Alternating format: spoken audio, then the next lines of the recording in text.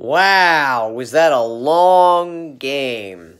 Sixers facing off their potential playoff opponent in the Brooklyn Nets. Sixers coming into this game have struggled mightily against Brooklyn. They don't match up well against them.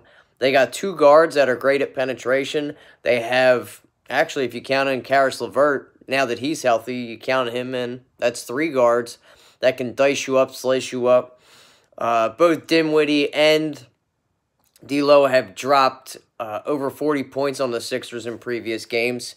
They were 2-1 coming in, Brooklyn was, facing off against the Sixers. So, they beat them by 13. I'm not going to get excited about this win because neither Dinwiddie or D'Lo really went off on us. D'Lo couldn't buy a basket in the beginning of the game. He just, and thank God for us, started to just finally go for layups towards the end in the fourth quarter. And Dinwiddie just couldn't get in the flow because he was in foul trouble. N.B.A was a monster. They played a lot of small ball, so he was going to get his. He's always going to get his. He was really good from downtown. Actually, the Sixers were overall really good from three. 12 of 26, I think it was. But, they played okay defense at times.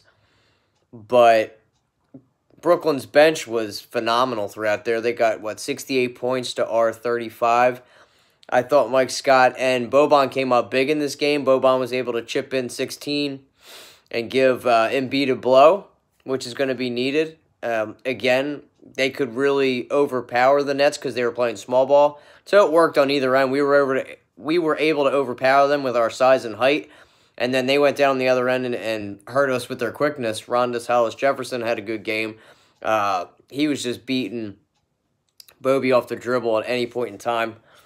But, the Sixers needed to get this win, get the bad taste out of their mouth. But so many fouls in this game. So many fouls. And that's what I mean by the title, No Basketball Association. No, N.B.A stands for No Basketball Association. Because, there were so many terrible fouls called. So many missed calls, not called. They ejected Ben Simmons. There was 4 techs. Mostly thrown towards our team, which I think was a disgrace. The NBA is so corny anymore. You breathe on somebody, you get a foul.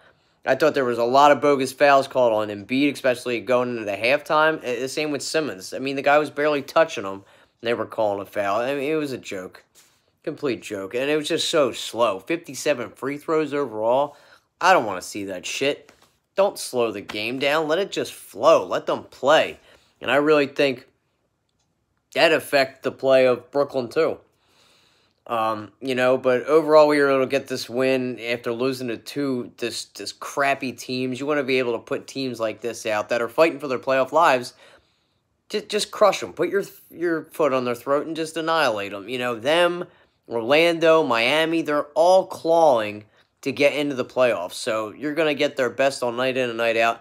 I think Brooklyn's got a phenomenal coach in Kenny Atkinson. And I think they disturb us a lot because of the way he's able to make adjustments during the game, and they're tough with us. They play really great defense. They get up on Simmons. They get up on Embiid, and they're physical with us. And you saw that again tonight. When we built a lead, they cut into it. They got it down to 6. They weren't able to take over, luckily, because the Sixers were able to fight them off, and Embiid's a phenomenal play with 39 points and able to get the boards. I think he had 16 boards, 6 assists, and 3 steals for the big guy. I wish Brett would have got him out there sooner, but whatever. I don't know if he was trying to get him his 40. But big win. I don't want to play Brooklyn, honestly, in the playoffs. I don't think we match up well against them. And to win a title or to win playoff games, I think a lot of luck has to go into who you face in each round. Some teams just don't match up well together. We don't match up well at all, in my eyes, against Brooklyn. I don't want to face them. Again, we had two of their guards, their best players, and D'Lo and Dinwiddie really didn't do anything, and they still hung in there with us and cut it to 6. I think Joe Harris is a very good player. He's the best three-point shooter in the game. Shoots a high percentage from downtown. So I'm hoping between those 3 teams, like Orlando and Detroit also, I can't leave them out, because I think the Heat are right on that bubble But I'd rather match up with Detroit, honestly, if it's all said and done. But we were able to get that win. We still want to keep that little bit of a lead over Indiana so we don't have to face the Celtics, you know?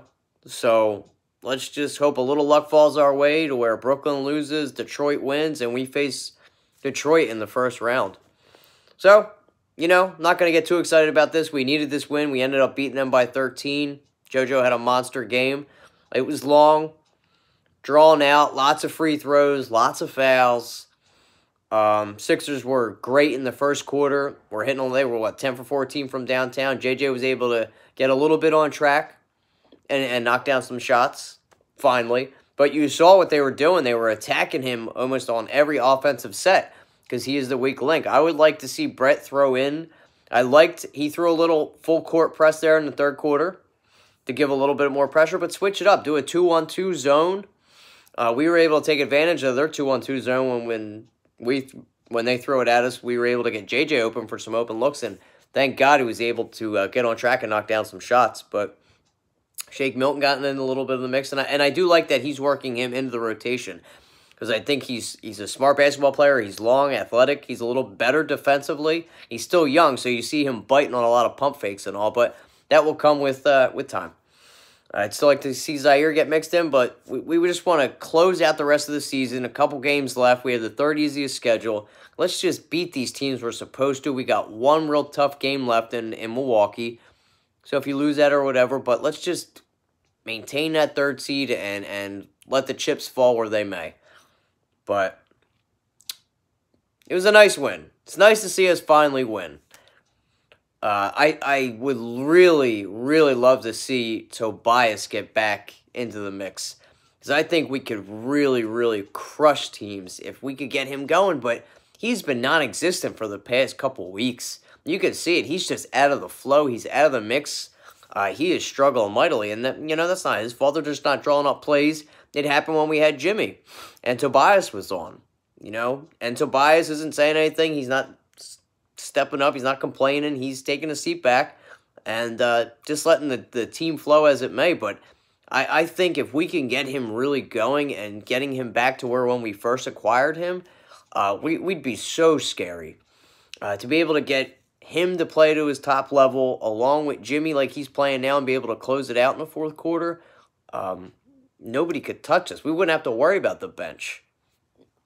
But you still need a strong bench in my eyes going into the playoffs, but we'll have to see. You gotta cover up your weaknesses, but that's all coaching. So, Sixers win 123-110. We've got Minnesota. We're gonna go on the road for a while. We got Minnesota. I forget who we play after that, but it's gonna be a fun matchup to see. We're gonna see our old friends. Saric, Rocco, I don't think is playing. I think he's still hurt. Good matchup against Cat and Embiid, though. All right, guys. Not much to say about this. Season's coming to a close. I'm going to watch some Phillies now. I know we won, but I'm going to dissect the game and see what happened with that. All right, Cal Gaffner with the Bitter Birds. I'm out. Peace.